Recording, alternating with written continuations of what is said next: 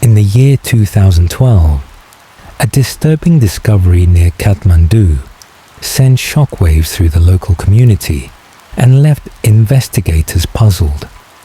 The quiet neighborhood of Bansbari, typically known for its residential calm and greenery, became the center of one of the most unsettling murder mysteries Nepal had seen in years. It was an early morning in Bansbari when a local jogger stumbled upon something unusual near the edge of the forested area adjacent to the road. Lying motionless on the ground was the body of a woman, seemingly in her early 30s. Her clothes were intact. There were no visible signs of assault or robbery, and yet something felt terribly wrong. Her face bore an expression of sheer fear, as if she had seen something horrifying in her final moments. The jogger immediately alerted the police. Within hours, the crime scene was cordoned off, and an investigation was launched. The woman had no identification on her. No purse, no phone, nothing.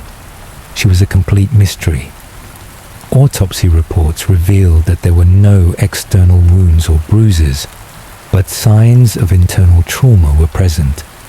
There were traces of a sedative in her system, though not enough to have killed her. The cause of death remained inconclusive. It could have been a sudden heart failure, but the fear frozen on her face suggested otherwise. Foul play couldn't be ruled out. Meanwhile, news of the unidentified woman began spreading across Kathmandu. After days of media coverage and police notices, a family came forward to identify the woman.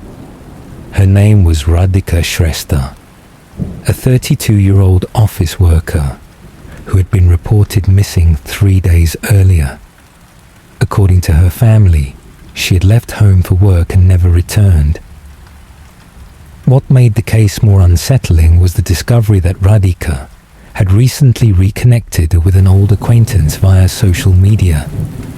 Phone records showed she had exchanged messages and calls with this man in the days leading up to her disappearance. He was called in for questioning, but claimed he hadn't seen her in person.